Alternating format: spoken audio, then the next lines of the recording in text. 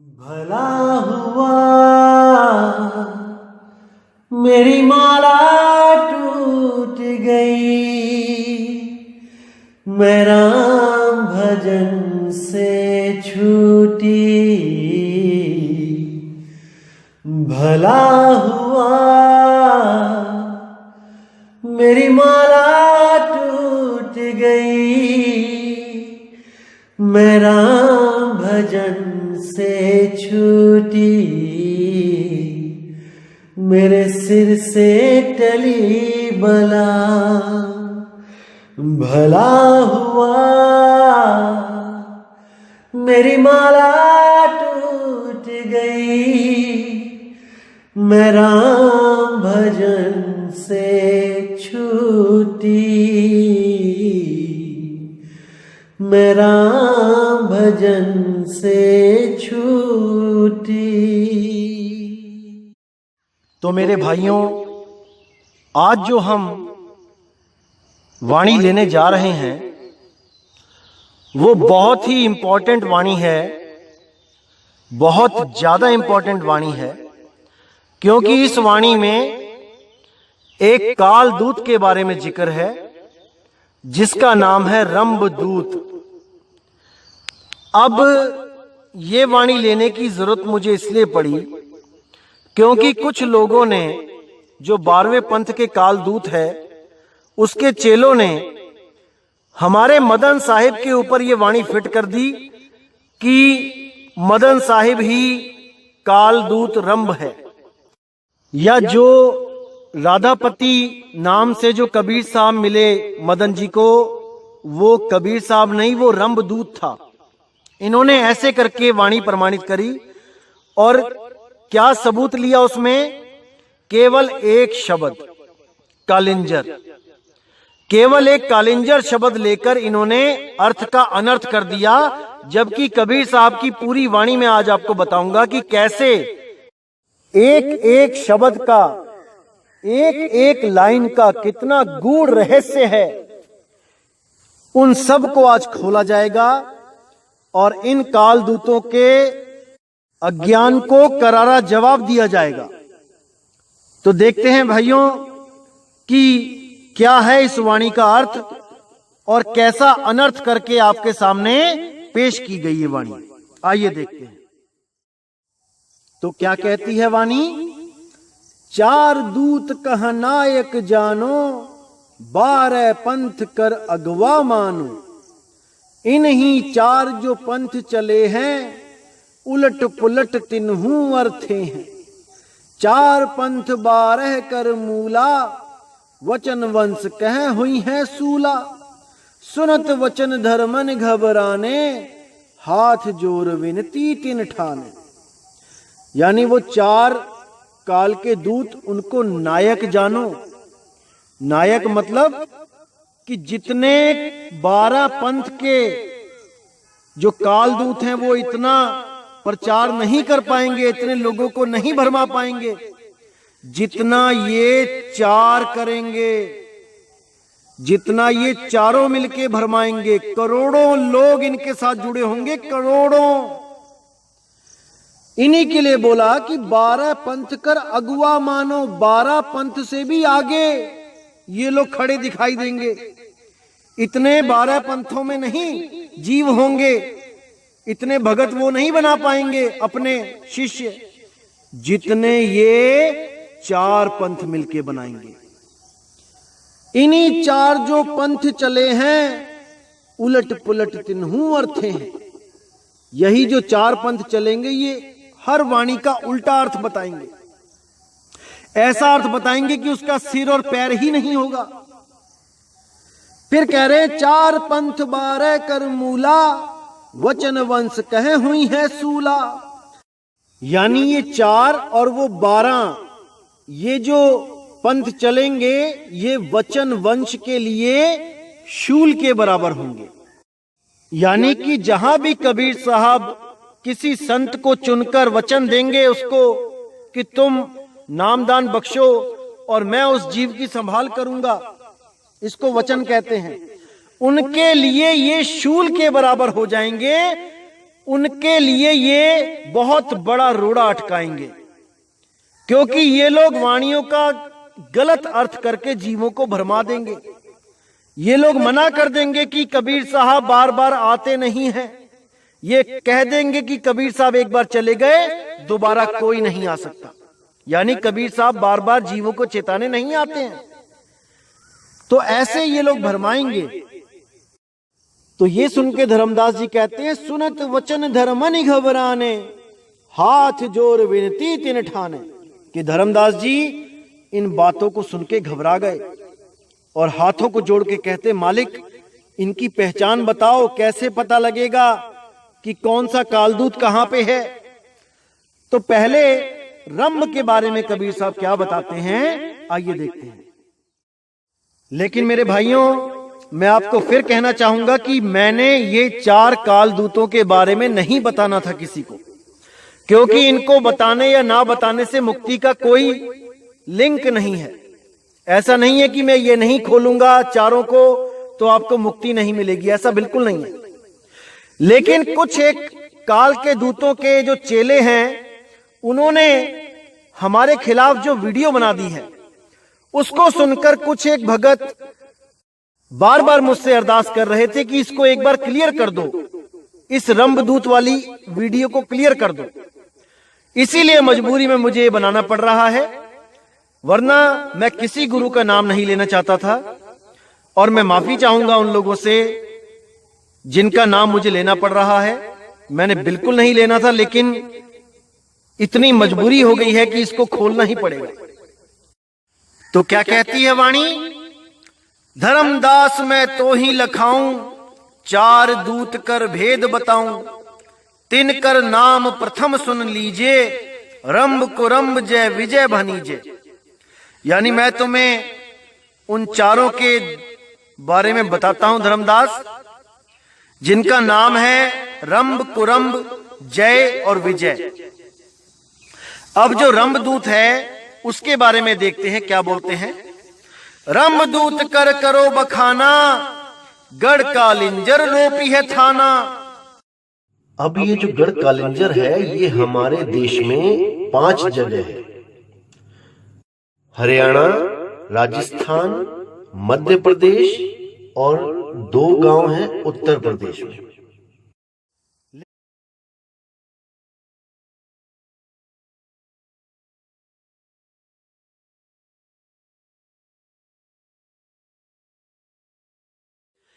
एक जगह है जहां पे मदन साहिब जहां पर आए थे जौनपुर के पास, और एक है आगरा के पास। अब आपको मैं ये बता दूं कि जो पुरानी बाणियां होती थीं, उनमें जब किसी शहर का जगह का जिक्र किया जाता था तो पूरे मंडल का जिक्र किया जाता था। उस समय ये डिस्ट्रिक्ट वाइज, ये विलेजेस ऐसे नहीं बांटे जाते थे। उस वक्त मंडल बोल दिया जाता था, यानी एक मंडल में 4-5 डिस्ट्रिक्ट वो कवर हो जाते थे। जैसे एक वाणी है, साहिब तख्त कबीर खवासा, दिल्ली मंडल लीजिए वासा, सतगुरु दिल्ली मंडल आयसी, सूती धरनी सुम जगाईसी।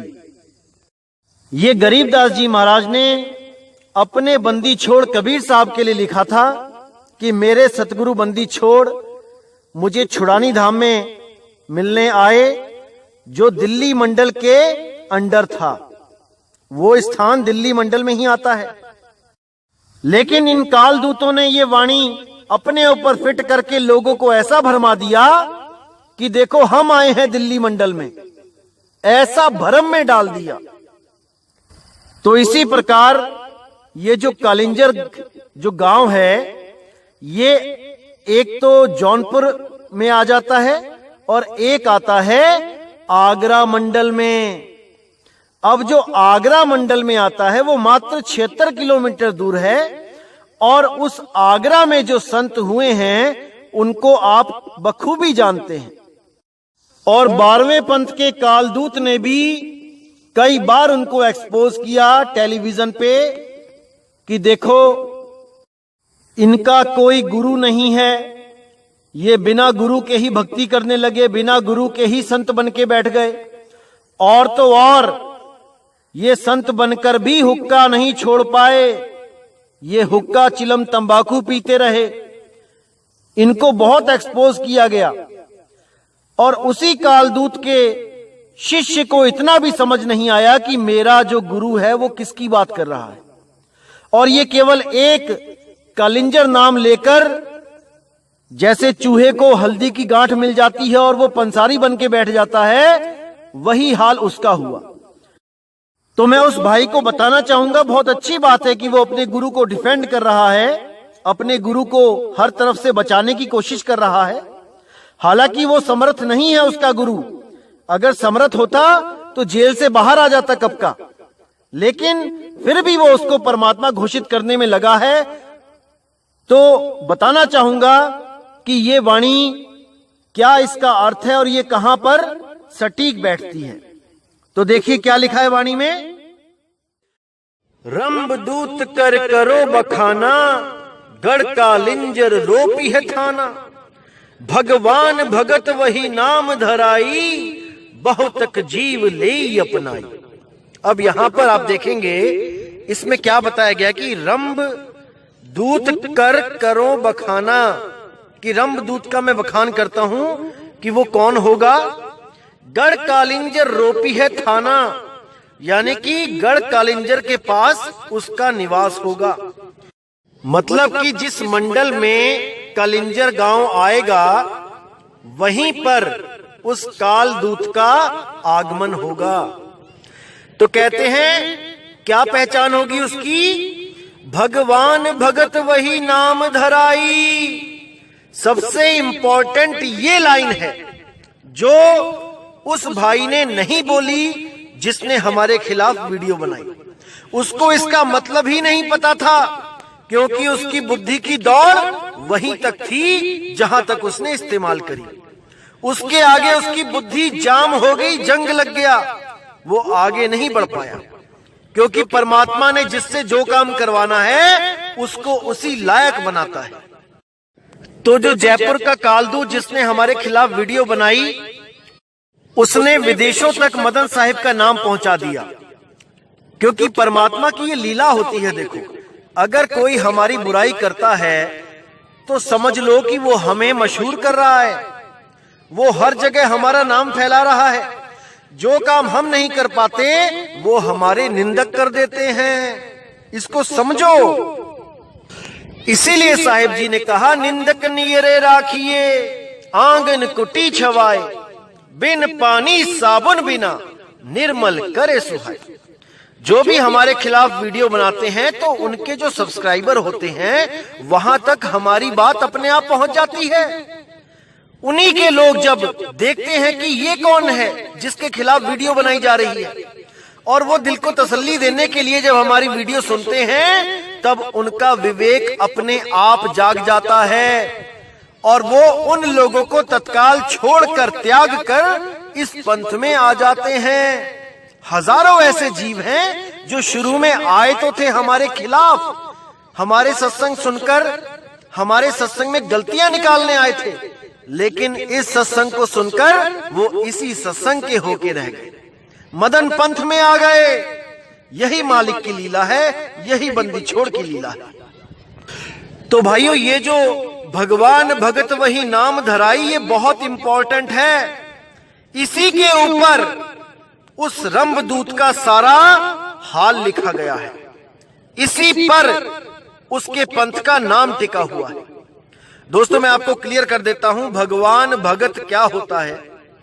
इसमें बताया गया कि रंबदूत के द्वारा जो पंथ चलाया जाएगा, उस पंथ के नाम में भगवान और भगत दोनों का नाम आएगा। जितना बुद्धि विवेक है लगा दो, तभी समझ पाओगे। अब इसमें भगवान और भगत दो नाम हैं, वो पंथ दो नाम का ही होगा, जिसमें एक नाम भगत का होगा और एक भगवान का। तो राधा स्वामी जो पंथ है, जो आगरा से चला है, जिस पंथ के गुरु का कोई गुरु नहीं है, जो नशे तक नहीं छोड़ पाया, उसके बारे में बताया गया है कि राधा स्वामी, ये दो नाम का जो है भगवान भगत का पंथ चलेगा। राधा यानी भगत, स्वामी यानी भगवान। राधा मतलब आत्मा, स्वामी मतलब परमात्मा। तो इसकी तरफ इशारा करके गए कबीर साहब, डायरेक्ट नहीं बोला कि वो दो नाम कौन से होंगे, इशारे में बता के चले गए, भगवान भगत वही नाम धराई। अब कहते हैं बहुतक जीव ले ही अपनाई, करोड़ों जीवों को अपना लेगा ये पंथ। करोड़ों जीव इस पंथ में माया का प्रलोभन देख के भागे जाएंगे, सिस्टम देख के दौड़े जाएंगे कि देखो हमारे गुरुजी का कितना अच्छा सिस्टम है, ऐसा लगता है हम इंग्लैंड में ही आ गए हैं। हर चीज कितनी सिस्टमिक है, कितनी सफाई है, चाहो तो रात में सड़कों पे ही सो जाओ। हमारे यहाँ तो चीजें भी इतनी सस्ती मिलती हैं, कोई फ्रूटी कैंपा कोला 5-5 रुपए में मिलता है। तो ऐसे माया के प्रलोभन में फंसेंगे कि करोड़ों जीव, करोड़ों। तो कहते हैं जो जियरा हुई है अंकुरी, सो बाचही यम फंदा तूरी। जो कोई अंकुरी जीव होगा, जिस पर मालिक की अति कृपा होगी, वो उसके चंगुल से बाहर आ जाएगा, उसके फंदे को तोड़ के बाहर आ जाएगा। रंभ जोरावर यम बड़द्रोही, तुम ही खंड और खंड हो मोही। यानी कि उस कालदूत के जो आगे वंशज होंगे, वो मेरे और तुम्हारी जो वार्ता हुई है कबीर सागर अनुराग सागर, उसका खंडन करेंगे। आप देखेंगे कि राधा स्वामी पंथ में केवल एक गुरुजी ने अनुराग सागर छापी है, नहीं तो जितनी भी गद्दियां चल रही हैं राधा स्वामी पंथ की, एक भी किसी गुरु ने अनुराग सागर छापी नहीं। यहां तक कि परमार्थी डायरी में आप जब पढ़ेंगे तो उसमें यह आदेश दिया गया है, सावंत सिंह महाराज को आदेश दिया गया था कि घट रामायण और अनुराग सागर को छापो। लेकिन घट रामायण तो छाप दी गई और अनुराग सागर पे बैन लगा दिया गया, क्योंकि अनुराग सागर को पढ़ने पर पता लग जाता था कि राधा स्वामी पंथ में जो नाम दिए जा रहे हैं वो तो काल के नाम हैं। तो जब कुछ लोगों ने अनुराग सागर पढ़ के जब सवाल जवाब शुरू कर दिए गुरु लोग से पूछना, तो इन लोगों ने डेरे के अंदर अनुराग सागर पढ़ना ही बैन कर दिया। छापना तो बहुत दूर की बात थी। और जो परमार्थी साखियों में जो आदेश दिया गया वो भी केवल फॉर्मेलिटी। अरे तुम आदेश दे रहे हो, तुम छपवा क्यों नहीं रहे हो? तो केवल लोगों को गुमराह करने के लिए कि हम अनुराग सागर के पक्ष में हैं। असल में ये शुरू से ही खंडन करते आए हैं कबीर साहब और धर्मदास का। दुनिया भर के ग्रंथ छाप दिए, दुनिया भर के संतों की किताबें छाप दी, हमारे मदन साहिब का भी छाप दिया ग्रंथ, चलो अच्छी बात है, लेकिन अनुराग सागर नहीं छाप पाए। क्या बात भाई, कागज कम पड़ गया था या स्याही खत्म हो गई थी? नहीं छाप सकते क्योंकि इन्होंने उसका खंडन कर दिया है। एक भाई से तो मेरी बात हुई, उसने बोला कि अनुराग सागर पढ़ना मानो कि मीट खाने के बराबर है, क्योंकि गुरुजी ने मना किया है कि अनुराग सागर नहीं पढ़ना है। मैं हैरान हो गया उनके ऊपर कि हद कर दी तुमने। जहां तुम अपने आप को परमात्मा घोषित करते हो, वहां तो अनुराग सागर की दलीलें दे दे के, काल के बारे में बता बता के अपने आप को परमात्मा घोषित करते हो, और जहां पर अनुराग सागर छापने की बात आती है वहां पे सब ठंडे पड़ जाते हैं। भाई ऐसे बात नहीं बनेगी। आरती नरियर चौक संहारी, खंड ही लोक दीप सब झारी। यानी कि वो आरती नारियल चौका सबका खंडन करेगा। तो राधा स्वामी पंथ में कोई आरती चौका नहीं होता है, कोई नारियल नहीं फूटता है। और यहां तक कि कबीर साहब की जो मेन जो निशानियां हैं, जिसको हम कंठी माला कह देते हैं, जो कबीर साहब ने गुरु धारण करते वक्त रामानंद जी की जो माला तोड़ के एक मन का अपने गले में पहना था, उसका भी खंडन करते हैं।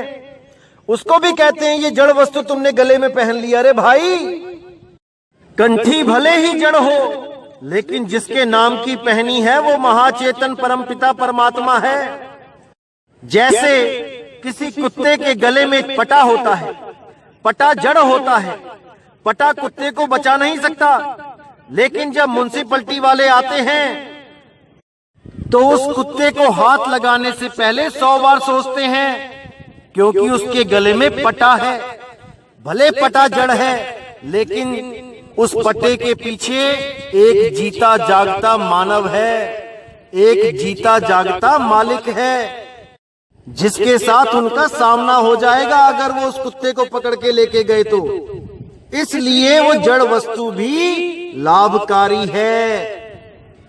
लेकिन इस पंथ के लोग इन 5 जड़ नामों पर तो विश्वास कर लेते हैं कि ये 5 नाम हमें पार कर देंगे, लेकिन कंठी पे विश्वास नहीं कर पाते कि वो प्रभु के नाम की है, वो बंदी छोड़ के नाम की है। उस कंठी के पीछे बंदी छोड़ की दया छुपी हुई है, उसकी समर्थता है, क्योंकि उसी के नाम की कंठी है। तो कहते हैं आरती नरियर चौका संघारी, खंड ही लोक दीप सब झारी। यानी जिस लोक की मैं बात करने आया था धर्मदास तुम्हारे साथ, उस लोक का ये खंडन करेगा। कौन सा लोक? लोक ये लोक शब्द है भाई, जिन जाना तिन संशय जाई। ये पंथ इस शब्द लोक का खंडन करेगा और देह में जो नकली लोक बने हुए हैं उनका प्रचार करेगा। ये बोलेंगे कि सारे लोक हमारी देह में ही है, हमारे शरीर के अंदर ही सब कुछ है, जिसको भी मिला है शरीर के अंदर ही मिला है, बाहर किसी को कुछ नहीं मिला। ऐसे बोल के ये जीवों को भ्रमित करेगा। अब कहते हैं ज्ञान ग्रंथ खंड ही बीरा, कथ ही रमैनी काल गंभीरा, कि ये मेरे ही मुकाबले में एक ग्रंथ की रचना कर देगा और उसमें तरह तरह से जीवों को भरमाएगा। मोर वचन ले करे तकरारा, ते ही फांस फंसे बहु सारा। मेरे ही वचन लेके ये गलत अनुवाद करके लोगों को फंसाएगा, जीवों को भरमाएगा। जैसे कर नैनो दीदार महल में प्यारा है कि जो व्याख्या की हुई है इस पंथ ने, वो बिल्कुल गलत महा अज्ञान भरा हुआ है। उसमें तरह तरह के शब्दों का गलत अनुवाद करके ये पंथ कबीर साहिब को भी एक देही गुरु साबित करेगा और उनकी शिक्षा के बारे में बोलेगा कि उन्होंने भी इंगला पिंगला सुषमना के अंदर जाने को बोला है। इस तरह से करोड़ों जीवों को भरमाएगा। चारों धार कथे असरारा, हमार नाम ले करे पसारा। आप ही आप कबीर कहाई, 5 तत्व बसी मोहे ठहराई। अब यहां पर मेरे भाइयों पूरा विवेक लगा दो। इसमें इन्होंने बोला कि आप ही आप कबीर कहाई, यानी कि इस पंथ के जितने भी काल के दूत जो भी इस पंथ में गुरु बैठ जाएगा बनके, वो अपने आप को कबीर कहलाएगा, वो अपने आप को सत्पुरुष कहलाएगा। कैसे कहलाएगा? केवल एक वाणी का सहारा लेके। और वो वाणी क्या है? मौला बंदा बन आया। अब इसी को सुना सुनाकर जितने भी ये इस पंथ के जितने भी गुरु बैठे हैं, ये सब अपने ऊपर मौला की छाप लगा देते हैं कि मौला ही बंदा बन के आया है गुरु रूप में। अरे 365 गद्दियां हैं आप लोगों की, 365 मौला आ गए क्या एक बार में दुनिया में? कोई विचार नहीं कर रहा, बस अपने अपने गुरु को मौला समझ के बैठे हैं, क्योंकि वो गुरु खुद ही सिद्ध करते हैं अपने आप को मौला। तो इसलिए बोला गया आप ही आप कबीर कहाई, 5 तत्व बसी मोहि ठहराई। और मुझे भी यानी कबीर साहब को भी ये बना के पेश किया जाता है कि वो भी माँ बाप के मिलन से आए हैं, वो भी 5 तत्वों के ही पुतले हैं, वो भी हमारी तुम्हारी तरह 5 तत्वों की देह धारण करके आए हैं, वो भी खाते पीते हैं। ये सब भ्रम फैलाया जाएगा। इसका प्रमाण आप संत मत प्रकाश भाग 4 में देख सकते हैं, जहां पर एक जिज्ञासु जीव ने सावन सिंह महाराज जी से सवाल किया कि महाराज संतों की गति कहां तक होती है, संतों के बारे में हम क्या कह सकते हैं, क्या होते हैं संत? तो वहां पर उन्होंने अनुराग सागर का वृतांत सुनाते हुए कहा कि जब रानी इंदुमती सतलोक पहुंची और वहां देखा उन्होंने कि जो मुझे लेके गए थे वो कबीर जी मुनिंद्र रूप में वहीं सिंहासन पे बैठे हुए हैं। तो मैं बड़ी हैरान होकर पूछने लगी कि महाराज आप मुझे पहले बता देते कि आप ही परमात्मा हो। तो वो कहते कि तुम्हें यकीन नहीं होता इसलिए मैंने नहीं बताया। इसलिए संत तो परमात्मा ही होते हैं, यानी कि अपने आप को परमात्मा घोषित करने के लिए कबीर साहब का वृतांत सुनाया। इसको कहते हैं आप ही आप कबीर कहाई, पंच तत्व बसी मोहे ठहराई। यानी 5 तत्व का जो अपना शरीर है, जो संत जी बैठे हुए हैं, कबीर साहब को भी 5 तत्वों में ही घोषित कर देते हैं। और ऐसे और भी लोग हैं इस दुनिया में जो अपने अपने गुरु को कहते हैं कि वो परमात्मा है। और इस 12वें पंथ के कालदूत का जो चेला है उसने तो हद ही कर दी है। वो तो यहां तक घोषित कर चुका है कि मेरे गुरु की आत्मा तो सतलोक चली गई और कबीर साहब की आत्मा मेरे गुरु के 5 तत्व के शरीर में घुस गई। हद कर दी इस भाई ने। असली रंभदूत तो यही लग रहा है मुझे। तो अच्छी तरह समझना है मेरे भाई, एक एक वाणी का एक एक शब्द का बहुत गहरा अर्थ होता है। अब कहते थाप ही जीव पुरुष संभाई, खंड ही पुरुष जीव वरलाई। यानी कि ये अपने आप को परमात्मा घोषित करते हैं, जबकि ये स्वयं जीव हैं। जीव जो 5 तत्वों में आ जाता है वो जीव ही कहलाता है, चाहे वो गुरु हो चाहे वो चेला। तो थाप ही जीव पुरुष संभाई, ये अपने आप को यानी जीव को ही परमात्मा घोषित कर देते हैं। बाकी जीव नीचे बैठ के सत्संग सुनते हैं और ये जीव जो गुरु बन बैठे हैं ये परमात्मा बन जाते हैं। जीव ही जीव का परमात्मा बन जाता है। खंड ही पुरुष जीव वरलाई, उस परमपिता परमात्मा का खंडन कर देते हैं जो अजूनी है, जो कभी किसी जून में नहीं आता, जो 4 दाग से न्यारा है, उस गुरु का खंडन कर देते हैं। कहते हैं ऐसा कोई गुरु नहीं जो बिना माँ बाप के आए। तो यही वो कालदूत है, रंभदूत है, जिसकी चाल को समझो मेरे भाई। मदन साहिब रंभदूत नहीं है। मदन साहिब की महिमा तो अभी मैंने गाई ही नहीं है। अभी जब मदन साहिब की महिमा गाई जाएगी तब समझ में आएगा आपको कि मदन साहिब है क्या, क्या है मदन साहिब। समय आने दो, घर घर में एक ही नाम होगा, मदन साहिब मदन साहिब मदन साहिब। क्योंकि ये वही संत हैं जिनको गुप्त रूप से कबीर साहब ने छुपा के रखा और समय आने पर इनको प्रकट किया। अभी समय आने दो मेरे भाई, ऐसा समय आएगा जो पूरे विश्व में बच्चा बच्चा मदन साहिब को जानेगा। जैसे बच्चा बच्चा नानक साहिब को, कबीर साहिब को, इनको जानता है, वैसे ही मदन साहिब को भी जानेगा। बस समय आने दो, इंतजार करो। अरे जिस मदन साहिब की वाणियां तुम्हारे गुरु हर सत्संग में गाते रहे, उनको पता नहीं लगा कि मदन साहिब काल के दूत हैं। और ये गुरु का चेला, ये गुरु से भी आगे चला गया, दिव्य दृष्टा हो गया, इसकी तीसरी आंख खुल गई। जो गुरु नहीं बता पाया वो ये बताने चला है कि मदन साहिब कालदूत हैं। शर्म कर ले भाई, शर्म कर ले। अभी 1000 जन्म और लग जाएंगे मदन साहिब को समझने के लिए। जो समझा रहा हूं उसको अच्छी तरह समझ ले। समय निकल गया तो कुछ हाथ पल्ले नहीं रहेगा। तो मेरे भाई, आज का जो सत्संग था मैं समाप्त करता हूं और उम्मीद करूंगा कि अब रंभदूत को आप अच्छी तरह समझ चुके हो वो कौन है, और दोबारा मदन साहिब को रंभदूत कहने की हिम्मत नहीं करोगे। अगर सच में थोड़ा भी विवेक होगा, अगर बुद्धि बेच के ही खा गए हो तो जो मर्जी बोलते रहो, इससे कोई फर्क नहीं पड़ता। तो अब मुझे विदा कीजिए। जय गुरु बंदी छोड़ वैराग साहिब, जय गुरु बंदी छोड़ साधु शरण साहिब, जय गुरु बंदी छोड़ बाबा मदन साहिब, जय जय सतगुरु बंदी छोड़ सतगुरु सत्य कबीर साहिब की सदा ही जय हो। सदा ही जय हो मेरे मालिक की साहिब बंदगी सतनाम।